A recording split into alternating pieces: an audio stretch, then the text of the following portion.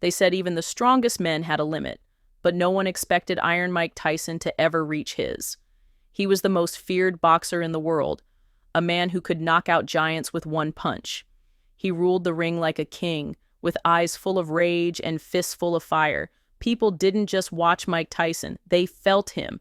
Every fight, every stare, every word, it all carried power. But you won't believe what truly broke him. It wasn't another fighter, it wasn't money, and it wasn't fame. It was something much more painful, something no father should ever face. Let me tell you, this story isn't about boxing. This is about a man who lost the only thing that could bring him to his knees, his 4-year-old daughter, Exodus Tyson. The world saw Mike as a machine, but they forgot he was also a father. And what happened to Exodus didn't just break him, it nearly destroyed him. This is how everything changed for Mike Tyson. Not in the ring, but in his own home, in a moment so tragic, it left even the toughest fans in shock.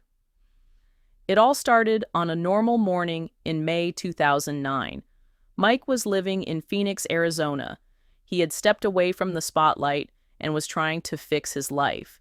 He had struggled with addiction, bad choices, and a past full of regret, but he was working to become a better man. On that day, he was in Las Vegas, focusing on new projects. Meanwhile, back home, his little girl Exodus was just being a child, innocent, playful, full of life. She had no idea what destiny had planned for her. And this is where it gets interesting, because what happened next changed everything forever. Exodus was playing near a treadmill in the exercise room. Just an ordinary moment. But somehow, while playing, she got tangled in a cord that was hanging from the machine. That cord acted like a noose. It wrapped around her tiny neck. No one noticed at first. She didn't scream, she didn't cry, she just fell silent. Her older brother, just 7 years old, walked into the room and saw her hanging. Can you imagine the fear that hit him, the panic in his tiny heart? He ran to get their mother screaming. She rushed in, tried to free Exodus, and called 911 immediately.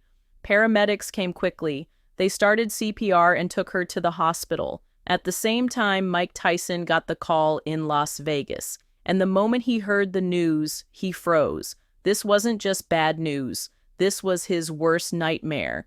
He jumped on the first flight to Phoenix, heart pounding, hands shaking. By the time he reached the hospital, Exodus was already on life support. But here is the shocking part. She never opened her eyes again.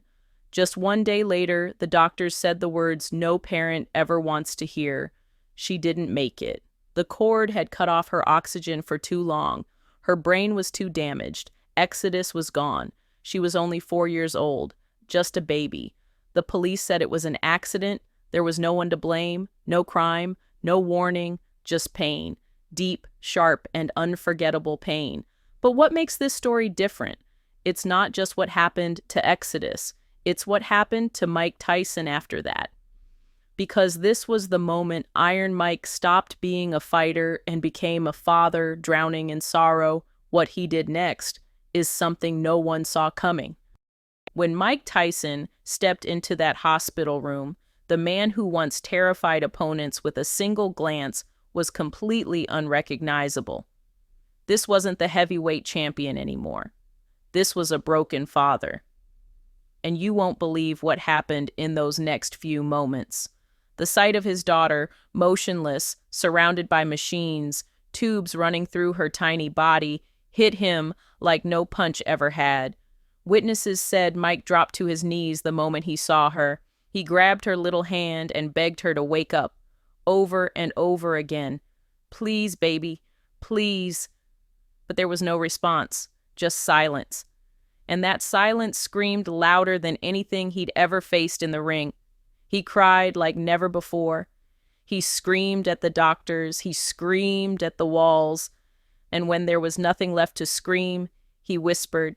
He told her he was sorry. He told her he should have been there. He told her he would trade places if he could. In that moment, Iron Mike became just Mike, the father who had lost his child. And what makes this story even more painful is what he felt afterward. Rage, guilt, and most of all, failure. I was supposed to protect her, he said, and I failed. These weren't words spoken in front of cameras. These were words whispered in tears, behind closed doors, to people who saw the real Mike Tyson, the one the public never got to see. For the next few days, Mike completely vanished. No press, no statements, no interviews, just silence. Those close to him said he locked himself away in his home. He didn't eat, he didn't speak, he didn't sleep. Doors stayed shut, curtains closed. His team tried everything to reach him. Friends knocked on his door, worried sick. Some thought he might relapse into drugs. Others feared something even worse. And here's the craziest part. They were right to worry. In a podcast years later, Tyson finally opened up about those dark days. And what he said chilled everyone to the bone. He said he didn't want to live anymore, that he thought about ending it all. I wanted to drive into traffic, he said. I thought about overdosing. Nothing mattered without her. Let me tell you, when a man like Mike Tyson says those words, you know he was truly lost. Because this was not just sadness. This was despair.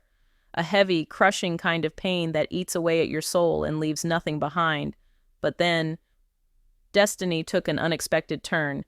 Just when everyone thought he might never come back, he got a phone call. And this wasn't just any call. It came from someone who knew Tyson better than most, boxing trainer Teddy Atlas. Now, their relationship had been rocky for years. They had history, they had tension, but Teddy had heard about Exodus, and he didn't call as a trainer. He called as a man. And what he said, it hit Mike harder than any punch ever had. Mike, Teddy said, you got other kids who need their father. If you quit now, they lose you too. You fight in the ring, but now it's time to fight for real. And just like that, something inside Tyson shifted. It wasn't a full recovery. It wasn't magic, but it was a start, because those words didn't just speak to Tyson the boxer. They spoke to Mike, the father, the man who was still alive, the man who still had something to fight for. Shortly after that, Tyson checked into grief counseling. He began meditating. He turned to spirituality. He started speaking to therapists, something he once said he'd never do. He didn't get better overnight, far from it. But he started the painful journey of facing his grief instead of running from it. He wasn't perfect. He slipped. He struggled, but he was trying. And in a world that once saw him as a monster, that effort meant everything. Years passed, but the pain never fully left Mike Tyson. It lingered like a shadow, always close, always quiet. But as time moved forward, something unexpected began to happen. Mike didn't just hide his grief anymore. He started to talk about it. In interviews, on podcasts, and even during speeches, he began opening up in ways no one ever expected from the man once called a beast. But here is the shocking part. What he revealed wasn't just emotional, it was otherworldly. In 2020, over a decade after losing Exodus, Tyson shared something deeply personal. He said he had a dream, one that felt too real to ignore. In the dream, he walked into a bright room, quiet and peaceful, and sitting there on a small white chair was Exodus. She looked calm, she looked happy. Tyson walked closer, and she smiled. Then she said just one sentence. "Daddy, you don't have to be sad anymore. I'm okay now." That one line broke him all over again, but this time in a different way. Tyson said he woke up in tears, but not out of sorrow, out of relief. For the first time in years, he felt like she was at peace. And maybe, just maybe, she was trying to tell him to move forward. "She forgave me," he said, "even if I couldn't forgive myself." This wasn't just a dream for Mike. It was a message, a turning point. And after that night, things began to change again. He started cutting people out of his life, the toxic ones, the ones who pulled him back into darkness. He walked away from business deals that didn't sit right with his soul. He stopped chasing fame, stopped trying to prove himself. Instead, he started speaking at events, especially to fathers and men who had lost something. He talked about grief, about forgiveness, about pain, This was no longer Iron Mike. This was human Mike. And people listened. Because when a man who once ruled the world now says, I was broken, but I'm still standing, you can't help but pay attention. But what makes this story different? It wasn't just about surviving grief. It was about using that grief to become something new. Tyson once said, "My daughter's death destroyed me, but it also rebirthed me. I died with her, but I'm trying to live in her honor." That line, more than any punch or belt or trophy, defined the man he had become. And fans saw it. They didn't see rage anymore. They saw reflection. They saw a man who had faced the worst pain imaginable and chose to rise anyway. But here's the craziest part. Just when everyone thought Tyson had finally left the ring behind forever, he shocked the world again. Out of nowhere in 2020, he announced a return. Yes, a return to boxing. People thought it was a joke at first, a stunt, but it wasn't. This wasn't about belts or money or proving he was still the champ. This was personal. He said he was doing it for his kids, for Exodus. To show them you can rise after the fall, he said. You can fight through pain.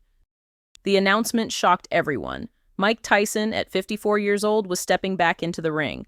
Not for titles, not for revenge, but to show the world something deeper. Let me tell you, people didn't know what to expect. Was this just a publicity stunt, a desperate move?